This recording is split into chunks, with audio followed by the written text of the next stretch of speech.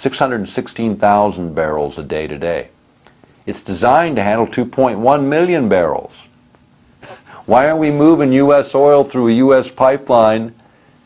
Is because it's cheaper to corrupt a third world government somewhere else on the planet, keep the oil and gas in the ground in the U.S., because a multinational doesn't have any care about our national needs or our national priorities. It's about the bottom line. If it were a national oil company that cared first about the national priorities, then that oil and gas would be developed, would be feeding U.S. markets, even if it cost a little more, because the offset is U.S. jobs, U.S. taxes generated, U.S. rollover in our economy of every one of those dollars spent domestically 7 times. A 7 times multiplier in the economy and the tax base when we spend money at home. That's the difference. Bring it back because it's a domestic priority, not a multinational priority. Our domestic priorities need to carry forward, or these companies that are retaining these rights need to be put under performance.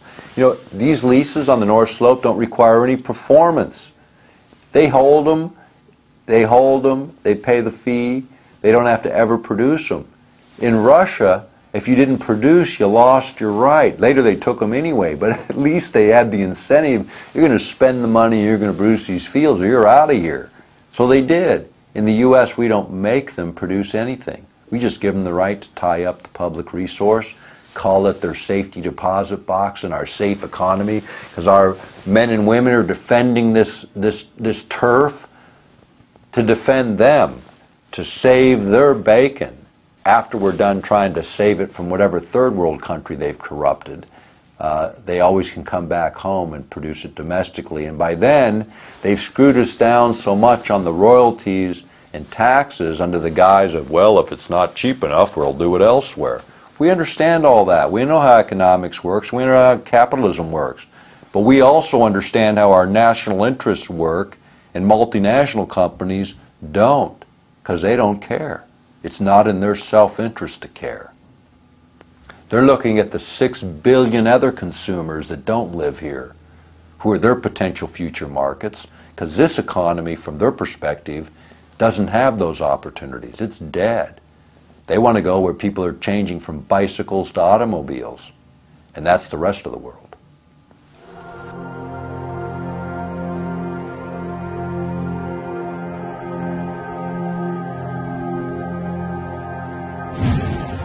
People have asked me, about my father. He was lost on a plane with Hale Boggs in the early 70s. Hale was a majority leader at the time. I mean, you can look at all of the interesting coincidences. The guy that took Hale Boggs to the airport, he was working in Texas at the time for another campaign, and Boggs got a ride to the airport by a young Democrat from Oklahoma, William Jefferson Clinton. Yeah, the same one that later became president. Now, this is 1972. Now, Boggs gets on the plane, he goes to D.C., makes a connection to Alaska, comes to Alaska, gives a speech, breaks the story a little bit about what was coming. We didn't know, it wasn't known as Watergate then, it was just this big scandal that he mentioned. And the next day he gets on a plane flying to Juneau from Anchorage and disappears and never heard from again with my father. Now, Boggs was on the Warren Commission. He wanted the Warren Commission reopened. It was saying so around that time.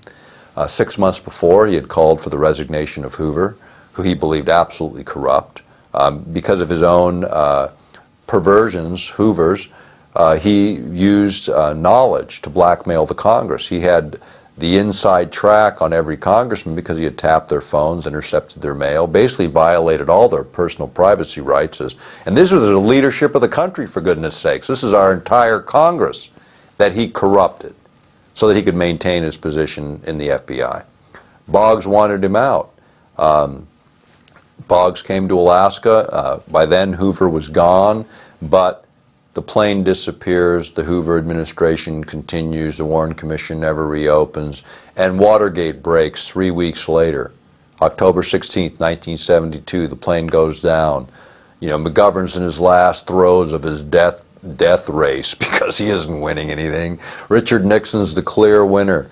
Everybody knows it. Hale Boggs is a majority leader of the House, standing in line to be the next speaker, the third most powerful position in the Congress. And what happens? he disappears at the most critical time in our history. In fact, if you remember, what happened right after Watergate broke and then Agnew got bounced, you know, as the vice president? Ford slid in behind him. Nixon resigns. Ford moves up. Ford pardons Nixon, and Rockefeller rolls in as the vice president. And then, if you remember, it was, I think it was Squeaky Fromm, wasn't it Squeaky Fromm? It was one of the Manson girls that takes a pot shot at Ford to knock him off because she wanted him dead, and who would have been president? Rockefeller. Now, isn't that interesting? You know, I mean, talk about conspiracy theory. How about conspiracy reality? That's how it played out. Everybody's forgotten it. You know, if you're not 50, you don't remember. You know, but a lot of us remember when all this happened and it played out. Now, Boggs is off the scene. Carl Elbert is the speaker. Carl was an alcoholic. I mean, he's come to my house all the time, talked to my dad. The guy could barely sit on a bar stool, and he was Speaker of the House. You know, those were the days when you got stopped by the police for drunk driving, and they said, hey, drive on home and sleep it off. You know, it was a different world in a different era. But Carl Elbert was not in a position at that time to step into the President of the United States. What I think would have happened had Boggs lived, Carl Elbert would have stepped down, Boggs would have stepped up, they would have got rid of Agnew and Nixon at the same time, and the third in line to be president would have been, and that would have been Hale Boggs, and the whole game would have changed in this country. And personal freedom and liberty would have been restored then, instead of going into disrepair even further now. Now, Dad brought Boggs to Alaska to campaign. Dad had that campaign in the bag. He brought him here to show him, to talk about the same issues, many of the same issues that we've talked about over this video. The idea that Alaska has this tremendous potential for the United States that ought to be realized. This was right before the native land claims, the biggest settlement in indigenous history in the United States. As a freshman Congressman, my dad got passed a 44 million acre land transfer to indigenous people intact with mineral rights, oil and gas rights, energy rights, timber, surface estate, water rights, everything intact. And they moved that over along with just under $1 billion in 1971, the first year he was a member of Congress as a freshman. Now, people say freshmen can't get anything done. I know personally they're wrong. My brother Mark is a freshman senator, 2 years in the job. He's the fifth ranking Democrat in the U.S. Senate and the only member of the U.S. Senate without a college degree. He did it in 2 years because he knows how to work hard, stand for something, and do something. Now, Mark and I don't agree on everything, as brothers never do, but I can tell you this. He's as committed to public service as I am. We have a different way of expressing it. But his risk at getting something done is as greater as they've ever been. You know, when you think about congressional deaths, you know, you think about my dad's, what happened is they found out in 1993 through FOIA requests that the military actually knew that my father or somebody at that crash site was alive. 2 people were alive, according to the FBI records that eventually got released. 2 people were alive at a crash site that has never been found. Crash site's never been publicly identified, nor has the people who were alive at that site. Lost in the shuffle of bureaucracy. The documents we saw that roll call, prestigious publication in D.C., got under a FOIA request, Freedom of Information Act request, all the key names were redacted. When we went after the data from the military, the Air Force overflights, the data that was developed for the biggest air and sea search in the history of the world, and all the records they told us were destroyed.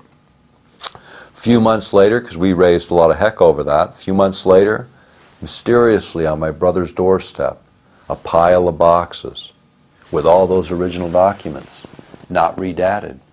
Gee, they hadn't been destroyed at all. We'd been lied to again. I want to tell you, as the son of a United States Congressman, that if it can happen to him, it can happen to anyone. That's why we need to get into this fight and engage our government. It shouldn't happen to anyone that our risk to our personal freedom, to our life, should be at risk as people give up their private life in order to carry on everyone else's. In the case of Wellstone, many remember his plane crash in Eveleth, Minnesota. You know, it just happened to be the same town my dad was born in. My uncle was a mayor there, was a state legislature there. Coincidence? Kind of interesting. Do you remember Carnahan, the senator before him that died in Missouri? That was the anniversary date of my dad's disappearance, October 16th. You know, is it coincidence? Maybe so, but it certainly begs the question, you know. I mean, how many people die in plane crashes? My brother beats Ted Stevens in an election. Ted Stevens dies in a plane crash a couple years later. What people don't remember is he was already in a plane crash before where his first wife was killed. Died in a plane crash. People forget about it. Mike Gravel's wife died in a plane crash. People forget about it. You know, people forget about all of this, and yet it keeps happening. And people say, well, you know, politicians fly a lot, you know, that plane crash is a little disproportionate to the rest of the population. How about business travelers? You want to talk about people flying a lot. It seems to be one of the hazards of the job that congressmen and senators seem to die in plane crashes when they're about to make some of the biggest changes that the country needs. So, having said it, there's always risk involved, I suppose, in public service. But the questions become is, what risks are we taking as citizens?